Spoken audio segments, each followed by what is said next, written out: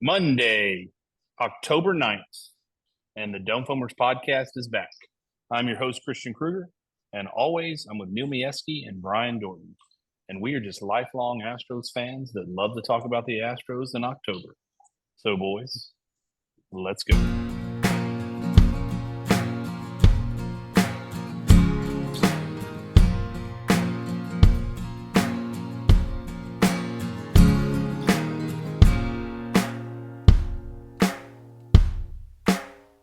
All right, here we are, episode 24.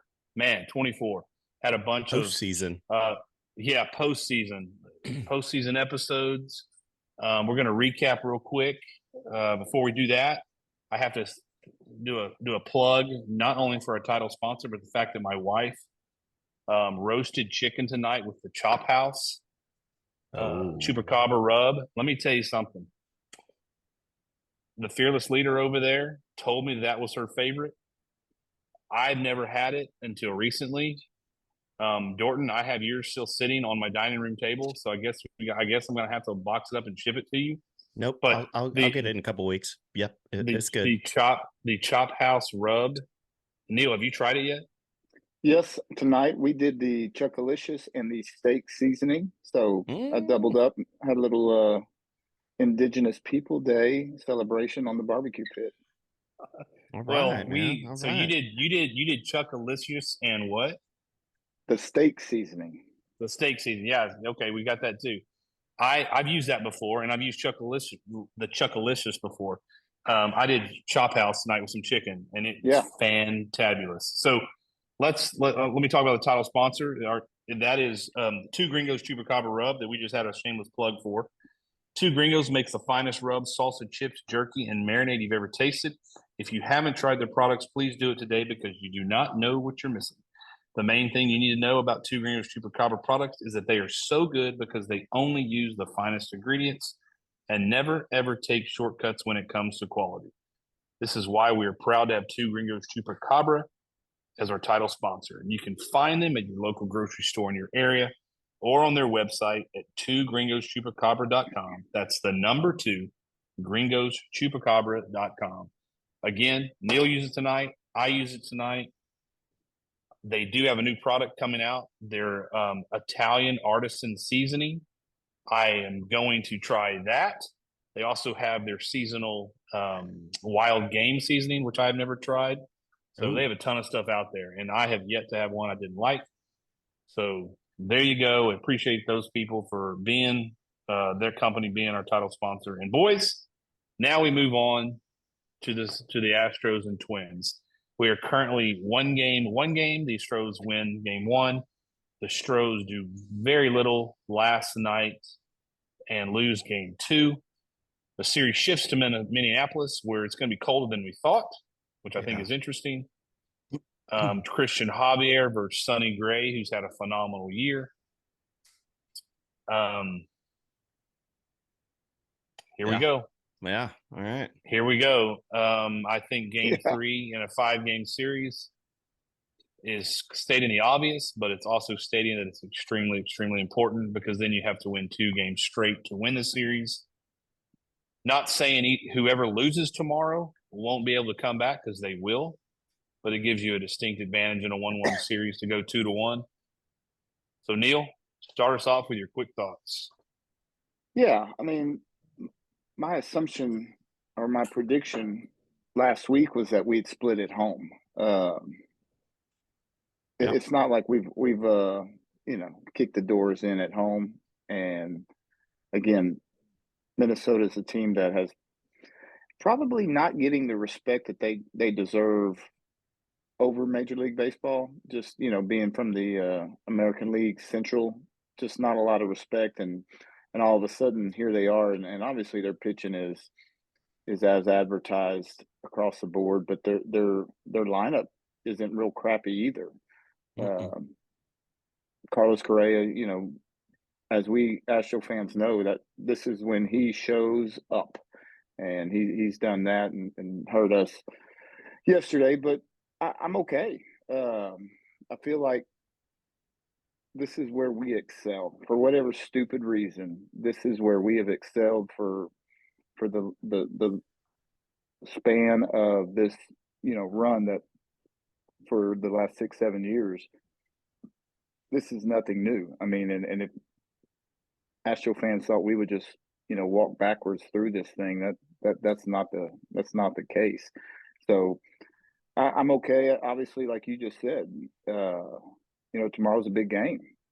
It's a big game, and Minnesota's going to be ready, and we need Christian Javier to step up and do Christian Javier 2022 things and Big put us time. on the map. And we also need our bats to show up and not vanish like they did yesterday. So I'm okay. Again, like you said too, losing tomorrow does not mean the end of the world, but boy, does Right. it put some pressure on. Yep. So we're in a spot to where we'll see what happens tomorrow, but I'm okay. All right, Jordan.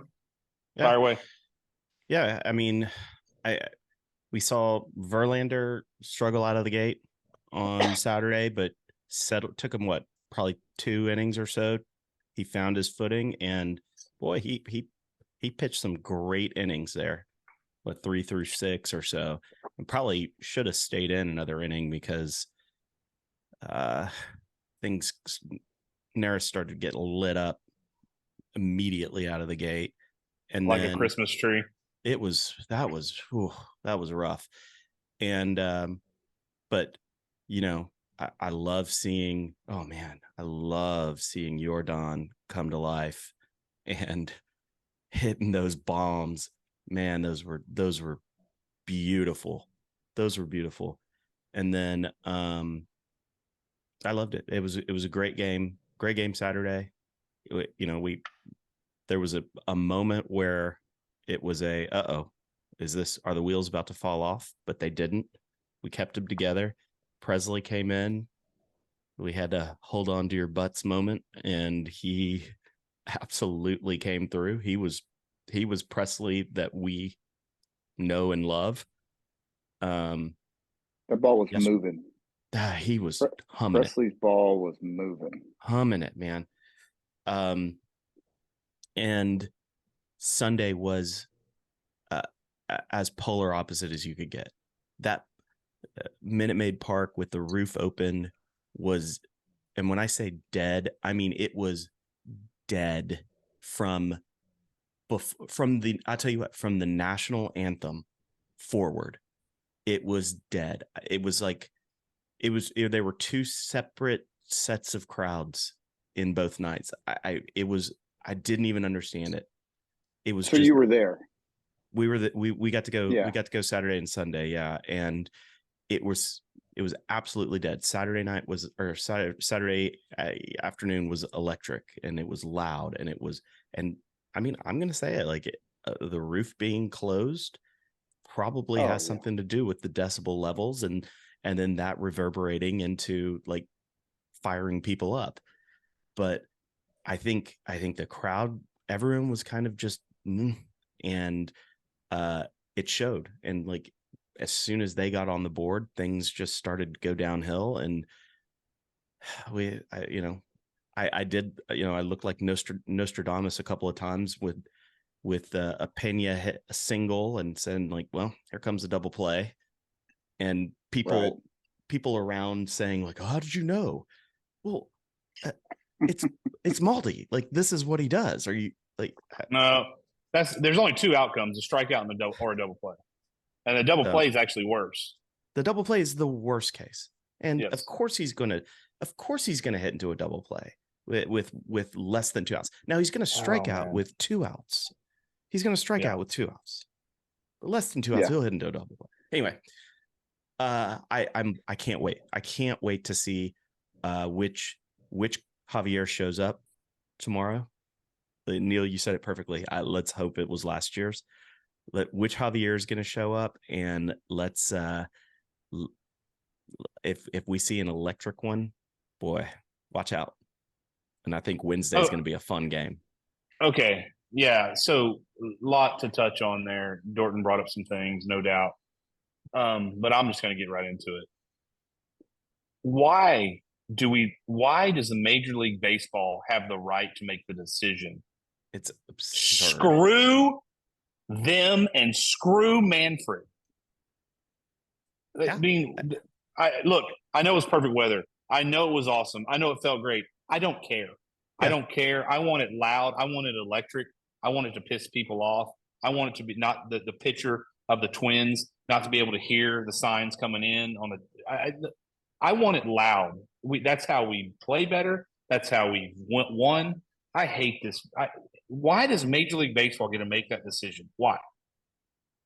Well, my thing is, what does it like? What does it matter?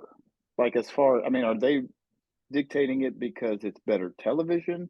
Is it because it's an unfair advantage? I mean, what is the thought process behind them even having an opinion on it?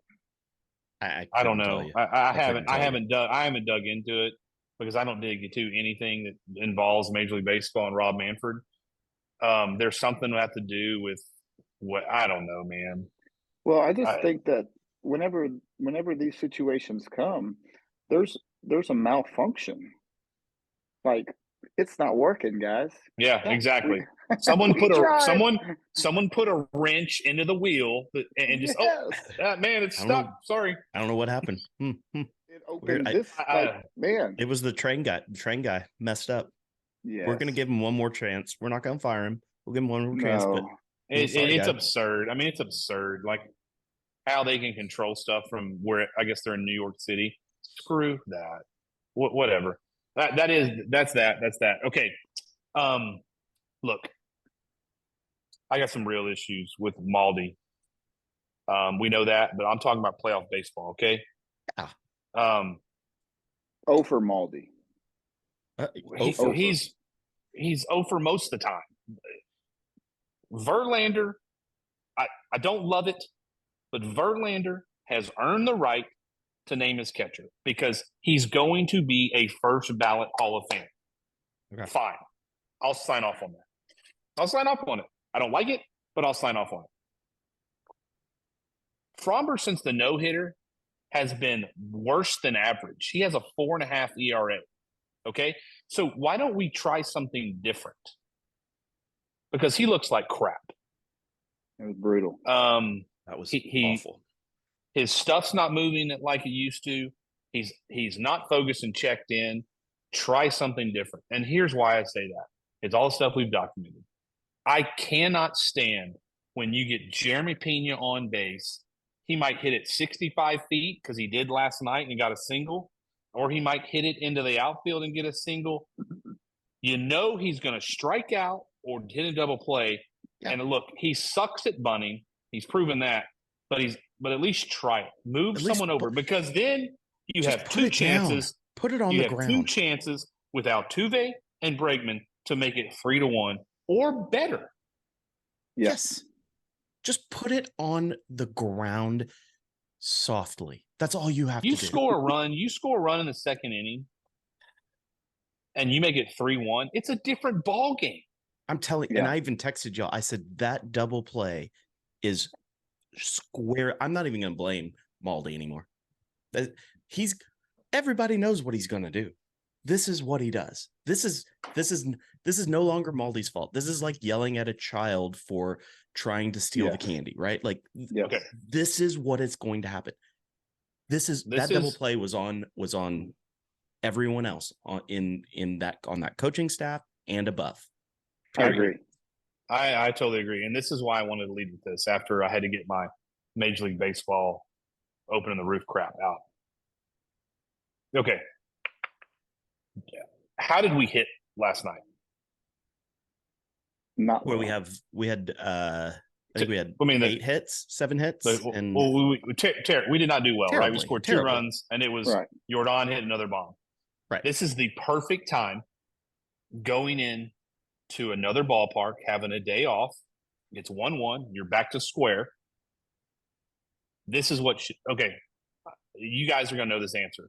And just for the listeners, we have not talked about this. We went completely, had a 3-minute conversation how everyone was doing because we're all crazy busy with kids and our jobs and everything else. And then we went straight into this, just for the record. But I know you guys can answer both these, but I'm going to ask it so people start thinking when they listen to the podcast. Um, who are the three currently? Who are the three most feared hitters in the Astros lineup? Altuve, Tucker, Alvarez. I would agree with that. Dorton, do you agree with that?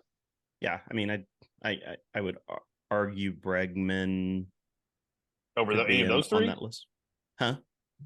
Over any of those three? No, I could argue that Bregman would be on that list at some point, but those three are the top three. I think he's number 4, but I don't think he's the top 3. But that's fine. Okay. So my point being is, we struggled last night.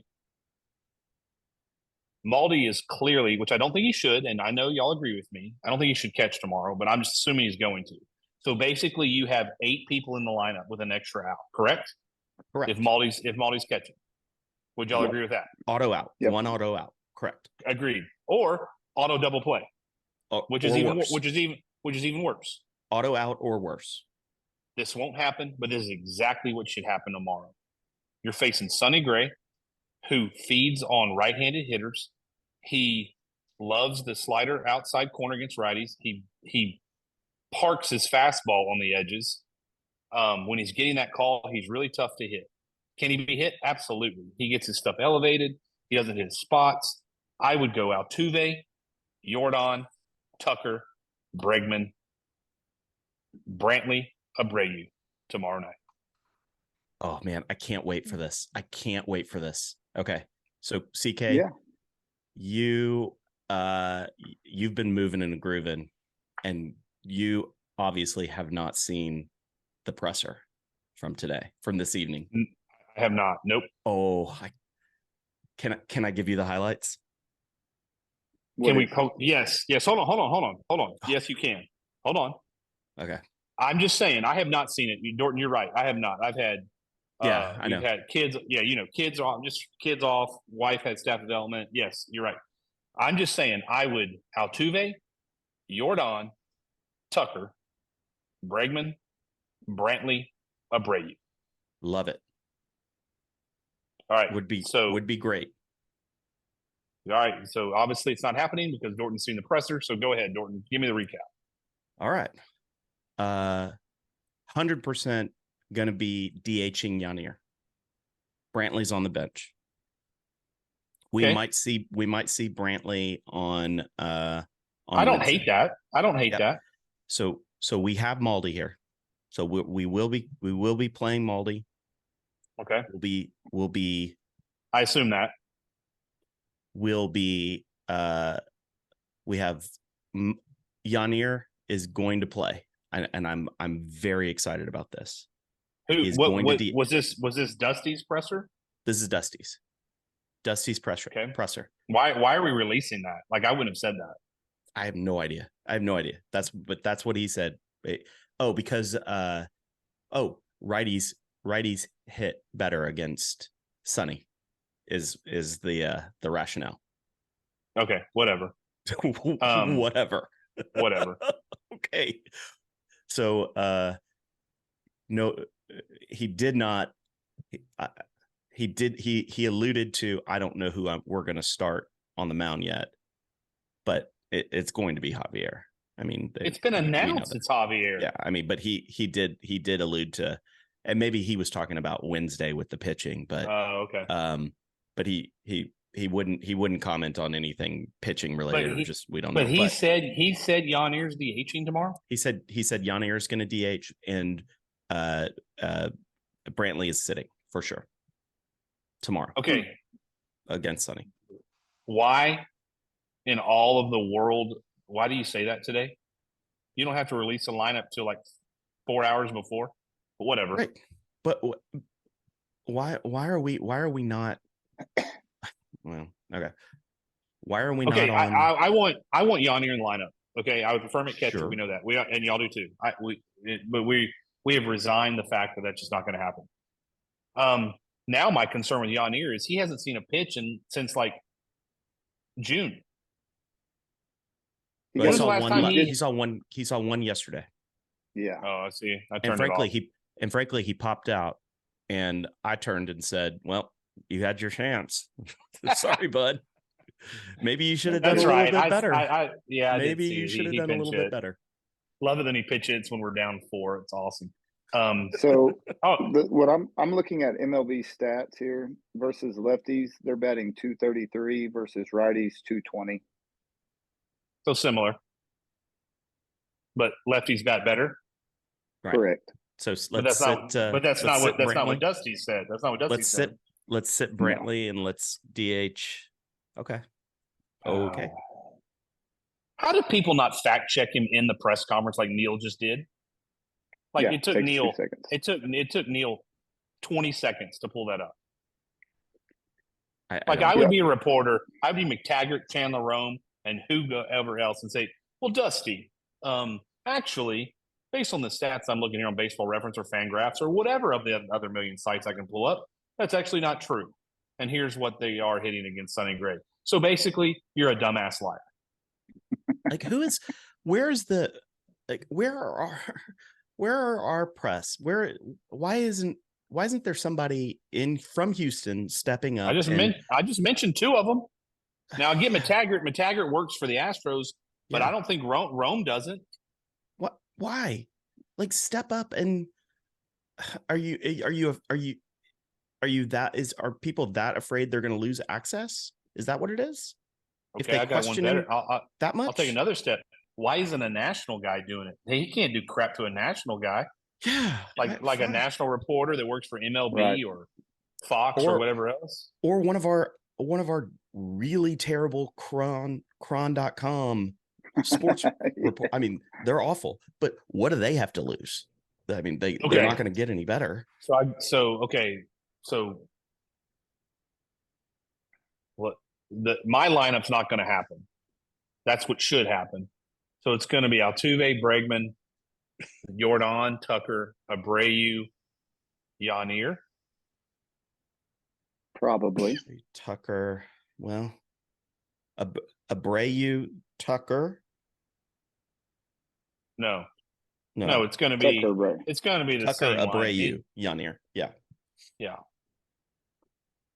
Then Chaz, Pena, Maldi. Maldi. This is assuming that Chaz is going to be in center again, right? Yeah, I could see him trying to get Dubon in. I really could. I would. Well, Alvarez is going to play left then. Alvarez will play left. Well, yeah, no, Brent.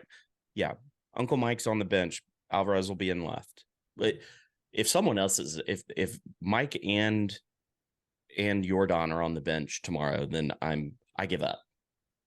But Chaz I give up in both games. So yeah, you're not. Can't imagine. You don't have to worry about. Yeah. Okay. I can't believe he said, like, why say that? There's no rules that make you have to say who you're DHing tomorrow. I have no idea.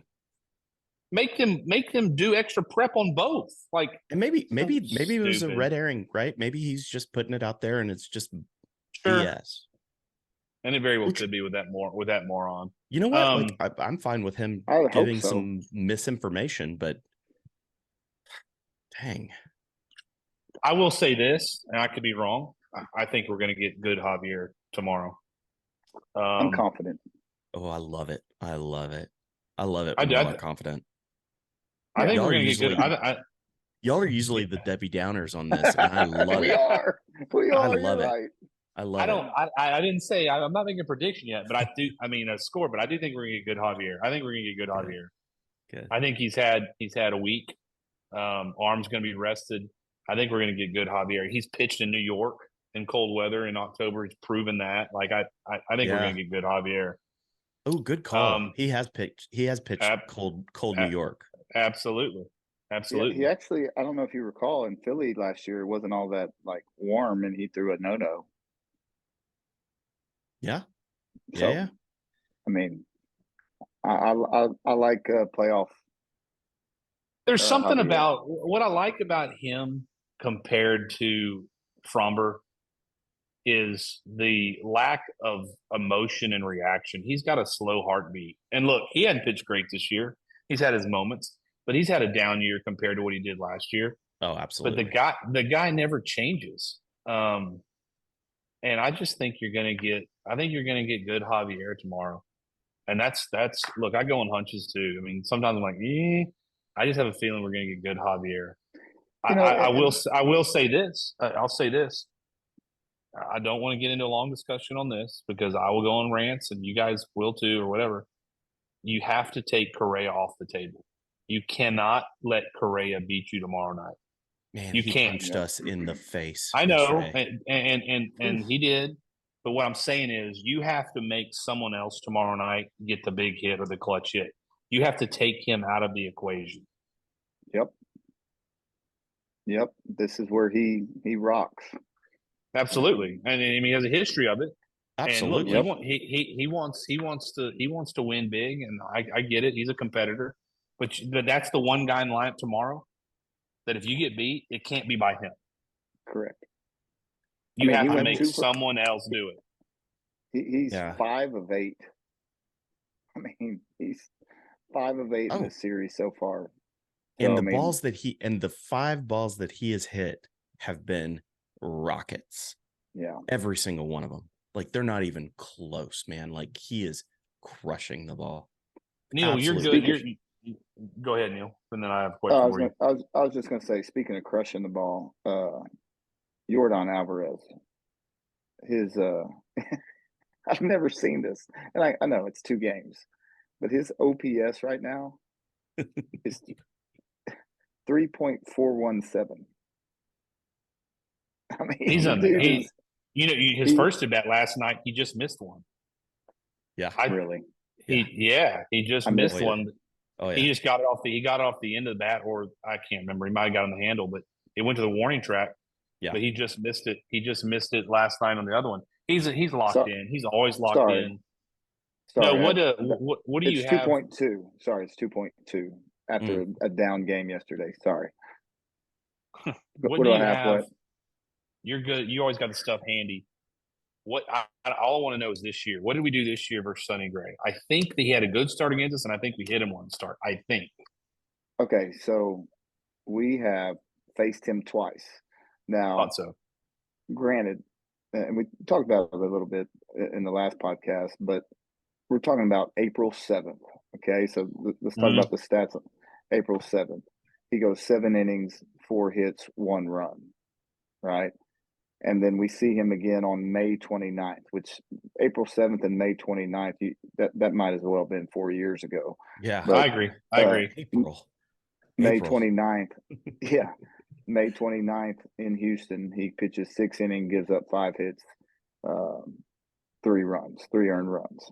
And I think that was the game. So solid both times. Yeah, both quality starts. I think this was the game that we said Yordan took him deep, if I'm not mistaken, for a grand slam. No, that was Joe Ryan.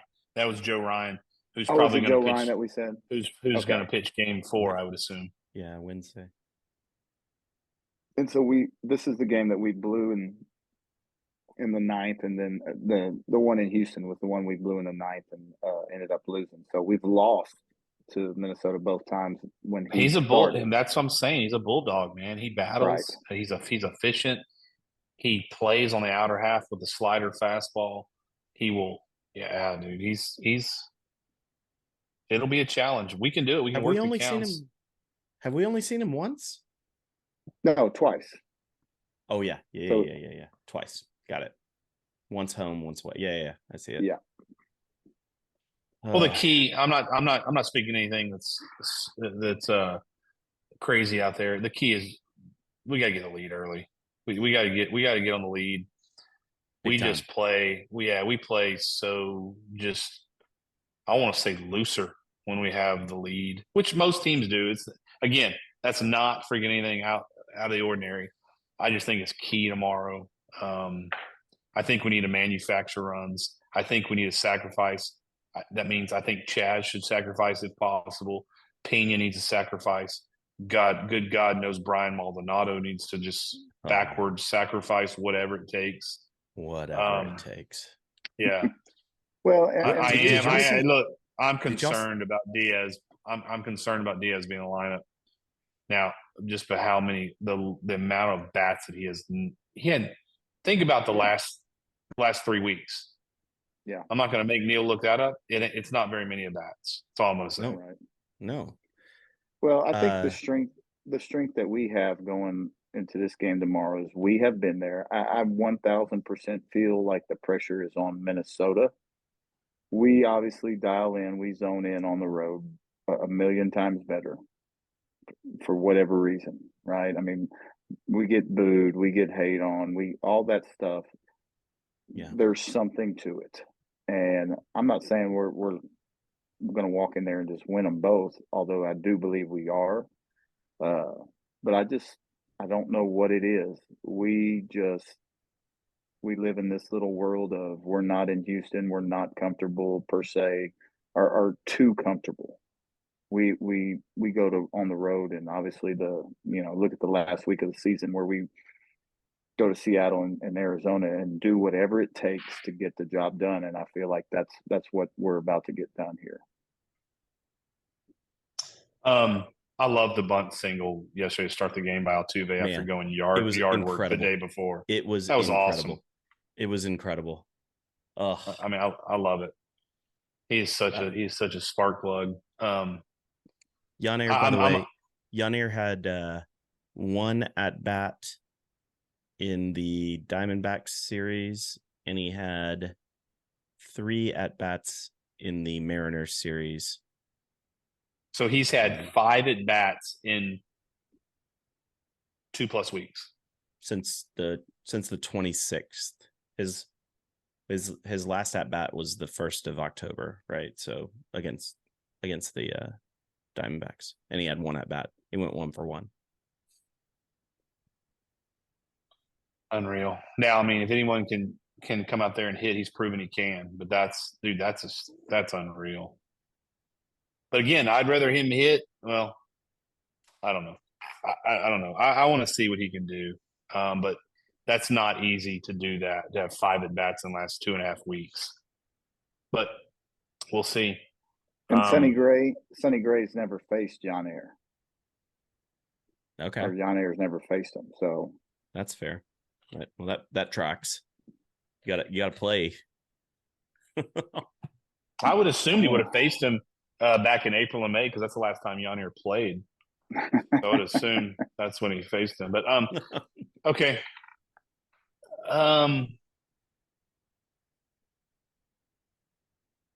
We need to manufacture runs tomorrow, and if that means Bregman bunting and moving someone over, yeah, I mean, I think the first run or two is huge tomorrow, huge, and yeah, absolutely. Like small ball, I know it's dead to most.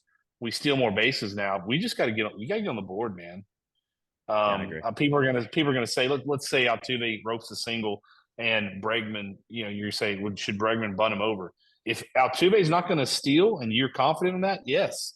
People say, well, then you can walk, then you can intentionally walk Alvarez. Fine, I got Tucker up. Yeah, that's fine. Mean, let's go. Like you got to get people in scoring position and have multiple opportunities to knock them in. So I know we've been, and deservedly, dogging Maldonado, but I'm not going to let Abreu off the hook here. Oh, dude. I'm not going to let him off the hook. It's on my list. I was so mad. Oh, hey, Saturday night. Two hustle plays, right? So obviously the glaringly obvious one was him running, trying to get a double and just kind of coasting in for an out. No, it's a pass ball. Pass ball. Yep. Oh, pass ball. Yeah. Just coasting over. No problem. Slowed up. Yeah. He's don't worry about it. I'm right here. Unbelievable. But the second one was it was an RBI that was hit. He's rounding second, and they throw into third, and there are 2 outs. And I want to say it was, I'm almost positive it was Breggy. Breggy's in front of him, and he ends up scoring. but they tag Abreu, and it's within a Pretty second. close. It's No, within a second. It was real close. And yes. I never saw any replays of it, but it was to the point of like, what are you doing? What? Yep. How are you not purposefully getting into a rundown here? How It's are you giving up?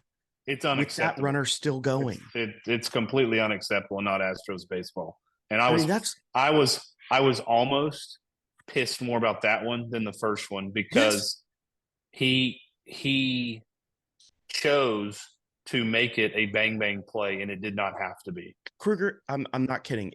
Had Brady done that on, or Brooks done that on his little league team, I would have stance. Yeah, I would have been like, "What are you doing? This is you wouldn't have had an rule opportunity #1." to because I would have had them first. Yeah, no, I mean like little leaguers I know. do this. I know. It was bad.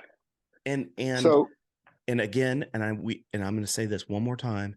He is a full half a second behind on the ball.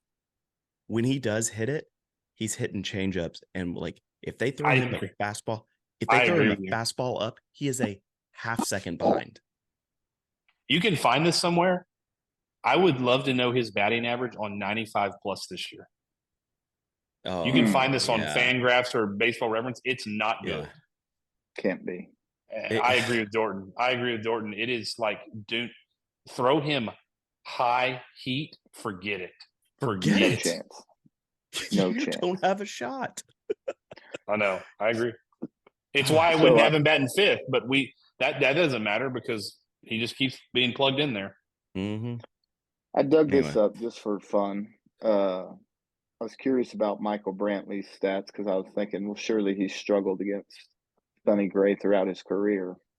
I mean, why else would Dusty sit him? Now, Brantley hasn't faced Sonny Gray since 2018. So a long time. Been a while. So 14, 15, 17, 18, he's faced him. So career batting average against Sonny Gray is 300. OPS 817. How many dongs? 0. Okay. All right. But success. I mean, but I will say this. When you bring that up, I knew you were going to bring up something that was good for Brantley. But 5 years is a long time. Yeah, that's what I'm saying. I mean, there is – I just don't – I mean, I guess I can do this and punish us all. Let me look up please do. Punish us. Maldonado's history. Because, I mean, I'm sitting there saying, it's not going to be good. I just wish that I mean, if you want homeboy catch him. I know to be in the. I mean, I'm with you. Well, then why not just put him in the dang? How much better does our lineup look? Yes, you have Pena batting 9. I like that. I'm on record. I like Pena batting 9.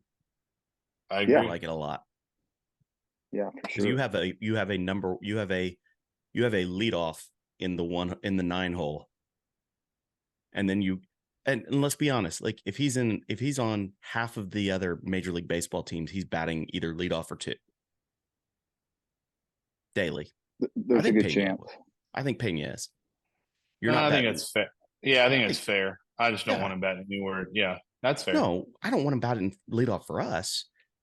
But I think in half or better of Major League Baseball, you put him out there, he's batting 1 or 2, and probably put him at the 9 spot, and then you have a true leadoff hitter in the 9 spot next to one of the greatest leadoff hitters in Major League Baseball. You have a quality Major League hitter in the 9 spot. Period. Yeah, I know. But what the heck do we know? Neil, what do we have? What do we have against him? I can't find a history of it. It's that low. Yeah. It doesn't even register, probably. I just wonder if they faced. Have you they faced each other. Have you gone to what 0.000 looks like? Well, I'm searching up just Maldi versus Sonny Gray, and Sonny Gray's not an option. Well, let me tell you Like what, he, buddy. I can scroll pretty fast on that game that they played because we've played Were him they twice, and were Diaz they didn't face him. You said so. yeah, yeah, well, no dude, kidding. was that a Cesar game? Here. Could be. No, How so incredible would that be? this year he's 1 for 3. But I'm looking for like Wow, that's 333. If he did that, he'd be a any Hall of Famer. right. Well, he's gonna catch. He's gonna catch Javier, and there's no point even going Yeah, down that road, I which know. is I mean, auto out. we've got 20 at this You know point, what shocked 24 me? documented podcasts about Exactly. The only thing that shocks me is there is a small faction of fans that who apologize. every time he gets a hit, like, Uh, oh, what are you gonna say about Dusty now? I'm like, if if you started Diaz this entire year, we would have coasted to the 1 seed, in my opinion. yeah. Coasted. Here we go. Like, Well, yeah. I mean, there's always going to be the idiots, right? Like oh man, these are the idiots. there is a Maldi faction that brings it up every time he gets a hit. I'm just like, All oh right. my gosh. Yeah, that's so annoying. He's 1 for 5. And so he's faced them this year 3 times and then in 2016. So again, not a fair That's sample. unreal. He's only got 5 at bats. Wow. Well, Sonny was in the, I mean, Sonny was in the American League where Maldi was not forever, right? He's been Maldi in the was American in League a while. He was Astros, then Angels, then Astros. Before that, he was Brewers. Brewers, yeah. But yeah, But whatever. it just I hadn't don't want matched to up. make this Yeah. about Maldi. No, we've talked enough about him. Exactly. Well, let's get to it. Let's get to you know what? I think we should get to prediction for tomorrow. Yeah. And then we should. I want a score prediction. Let's see if you can get closest to that. Ooh. And then, obviously, there's a game 4. No matter what happens tomorrow, game 4 is at 1:00 on Wednesday. Okay. I'm assuming it's good. Joe Ryan versus. There's only 2 options. Platoon. There's only platoon, baby. Let's platoon. Well, yeah, but I think the only options to start would be France and Urquidy. Yeah, but I think we see them all. I think we see France for a bit, then we see Urquidy, then we go ahead and have another couple. I mean, it was great to see Brown yesterday. I liked that we brought him in relief. I think you're going to see Brown saved unless something gets funky game 4 in case something happens with Verlander's game 5. 5, yeah. Okay. That's fair. Just for an inning or two. I mean, sure. I don't like seeing Pablo Lopez game 5. I don't. He was throwing seeds. I think that if we I do think we'll see France, we'll see Frenchie, and we'll see Urquidy, and hopefully they'll take us to middle relief. Maybe Abreu can get us. Maybe Abreu can give us a couple. I'm not sure we're going to see France unless the score's lopsided one way or the other. I think I was going to say. I think who's going to? You think Urquidy's going to start? Yeah, 100%. I do. Okay, I do. Just because he's been there. Yeah, I do too. Because he's been there. I mean, I think he goes as long as he can go. Which could be 2 batters. Well, I mean, or 6 innings, or anywhere in between. Yeah, sure. It could sure. be. But yeah, as far as your question, again, I'm saying win-win. I think we win both of these. Score prediction wise, Well, score prediction for tomorrow. Let's just tomorrow because we don't know okay. who's pitching yet. So you say win-win. Yes, I'm sticking to what I predicted last week, or whenever our last podcast was.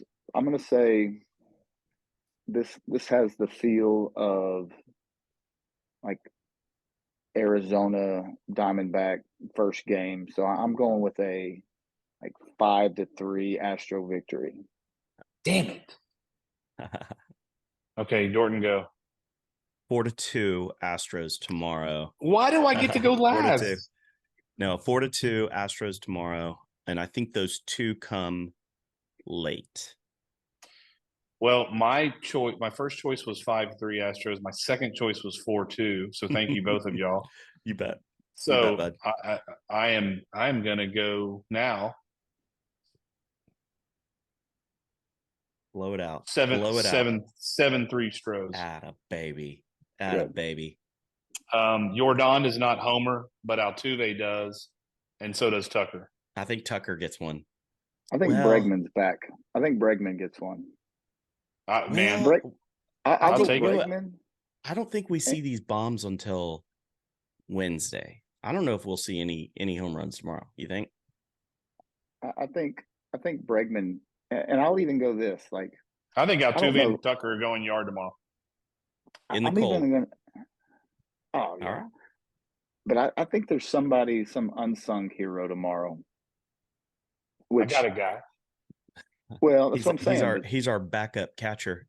He's also a backup first baseman. Well, Dorton, yeah, I got another guy. I got a guy that's the fat Chaz out in center too.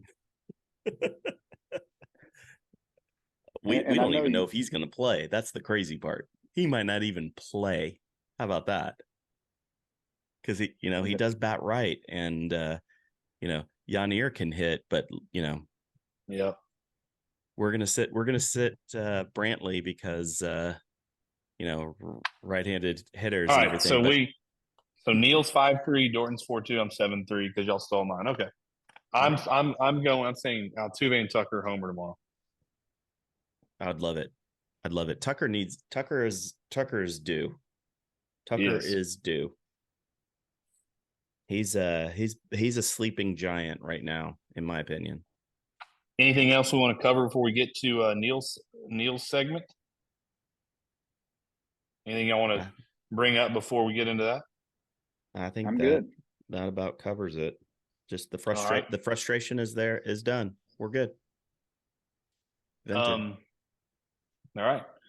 So now we're going to move to the throwback player of the week, and that is sponsored by our friends at Victoria Equipment Auction.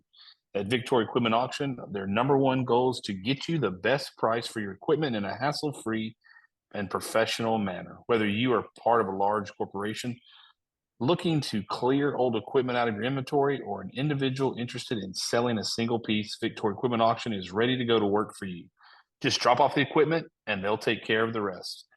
We know Kenny and Kevin Griffin very well. They're great people. You can call Clay at 361-935-2444, and they will take care of you and the rest. And they have an auction on December 2nd. They do it once a quarter.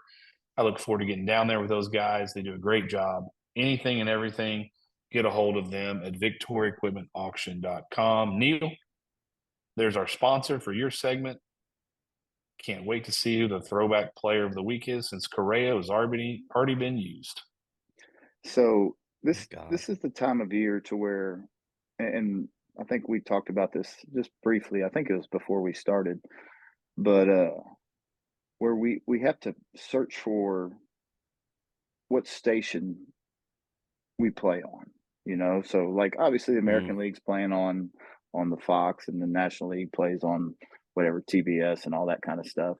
And so as you watch these games, every year I get to the same point to where I miss listening to Todd Callis and Jeff Blum.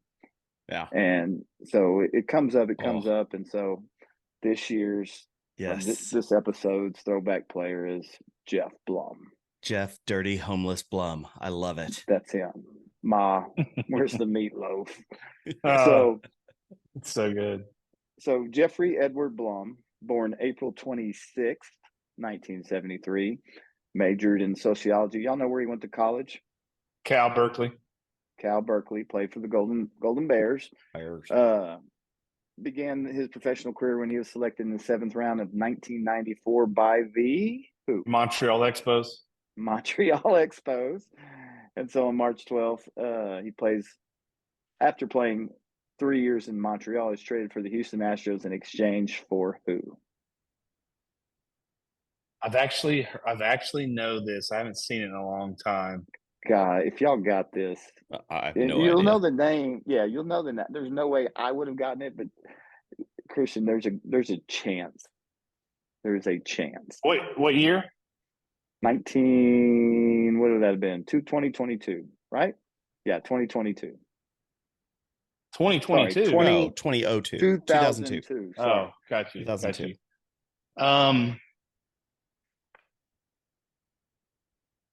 I'm gonna give you his first name, okay. and this probably will tell you, but Chris. Chris? Chris Burke? No, Nope. it's not Chris Burke, because Chris Burke was on the 05 team that Blum played against in the World Series. Oh, Chris yeah. Carter, and it's not Chris Carter because he was later. He was Chris. Man, I'm gonna know this when you say it. Yeah, Just tell me now. Chris Truby. Right?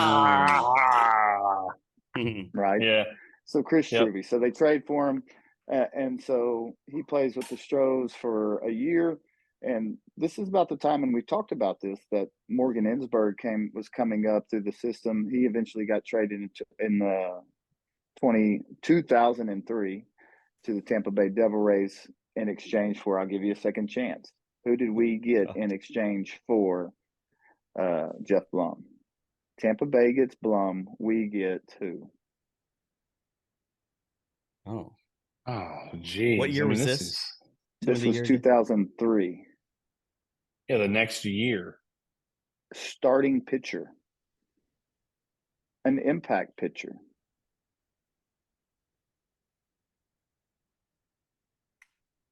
Man, my brain's too fried. You're going to tell me I'm going to know. Who is it? Brandon Backey. Okay. No, I didn't know that. I didn't know he was tied to Blum there. So that, yeah. I don't feel so bad. So he goes to Devil Rays, and he goes to the Padres, and of course the White Sox. And so everybody remembers Blum coming off the bench in the 14th inning of the World Series and hitting a home run that in Game 3 that pretty well sank the ship, made it 3-0. And here's another trivia question, and this one got me. I don't even remember this guy, and the fact that he pitched in the World Series blows my mind even more. But who did he hit it off of? I don't remember, but as soon as I remember he hit it, I walked out. I walked out of the room because I knew it was gone. I knew the game was over. I knew we were down 3-0. So it was Ezekiel Estacio. Wow. Yeah, get you throwback player right there. Yeah. So hard pass. Obviously. I mean, they've even got a statue in Chicago for the White Sox of 5 guys celebrating Blum's home run. Like that's how big of a moment it was for the franchise. Well, I mean, it's the biggest. Awesome. It's the biggest home run, and wouldn't it not be the biggest home run in White Sox history? You would think it has to be, right?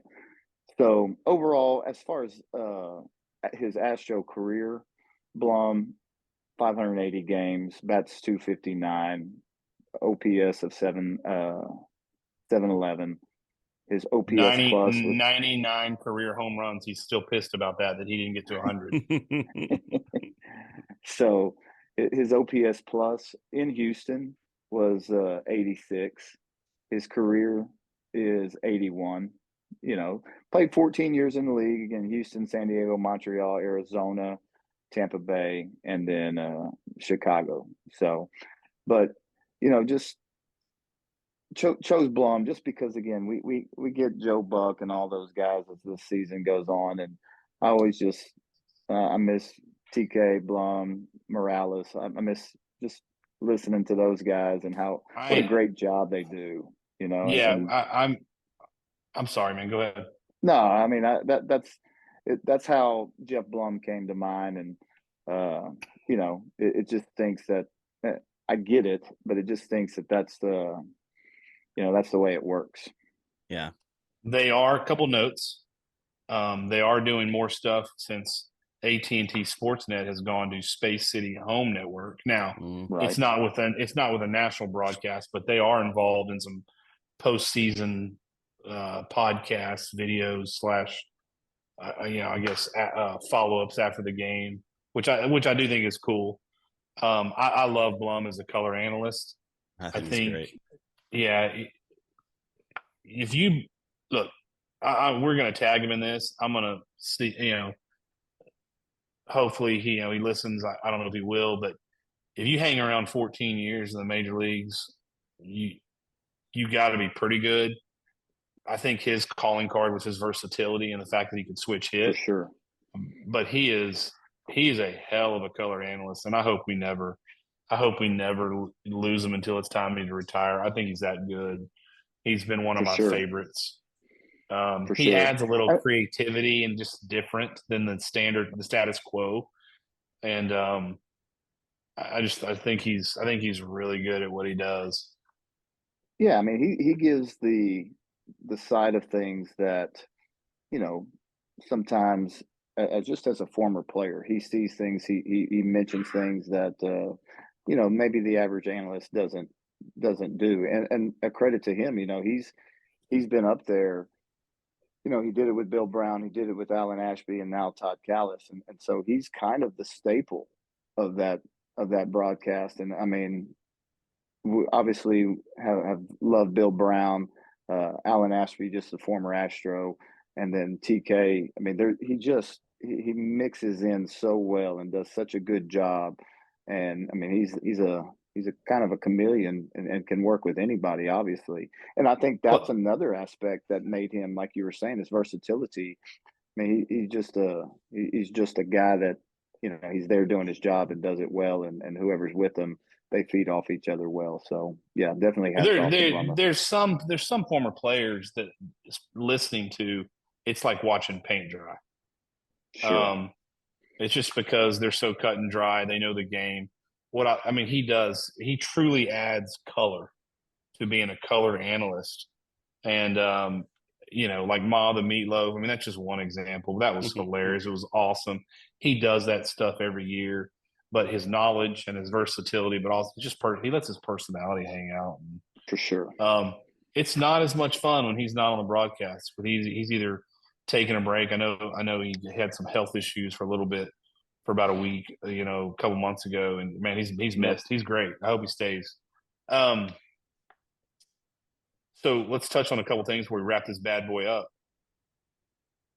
Front office moves today. Yeah, I saw that. We're not Interesting. going to get Yeah, into it. Yeah, we're not going to get into it here. We'll save that for the off season. But I think there's something to that. Interesting. I had a feeling something was going to happen. I didn't know what. There is interesting perspective. I did see, like, what did I read? A lot of times this first week of October, contracts are up and all that kind of Yeah. stuff. So it may not be as like red flaggy as but you know what? After this season and after what this office has done so far, I'm not putting anything past them. Like, this might be very red Well, flaggy. I don't. Yeah, I mean, it could be, no doubt. I don't know if it's quote unquote red flaggy. It could be. It totally could be. I just think it's right. weird timing. Contracts probably are part of it being up, but I think it's also Dana being tired of what's going on and being like, okay, it's time for me to get rid of the click people and crane people and bring in Dana people. And Sure. how you do that is clear some space, clear some roles where you can get creative with the roles you want to bring in and the people you want to bring in. Yeah. And that's probably part of it. So it'll be interesting to see who is hired in replacements. I know he's talked about promoting some people in the organization, which I think is awesome. But at the same time, I think you're going to see some outside stuff too, which I'm totally good Fine. with. I would love, Fine. yeah, I would love some new fresh blood as well. So just wanted to yeah. touch on that. I think there's a little smoke. I'm not sure how much fire just yet. I agree. Yeah.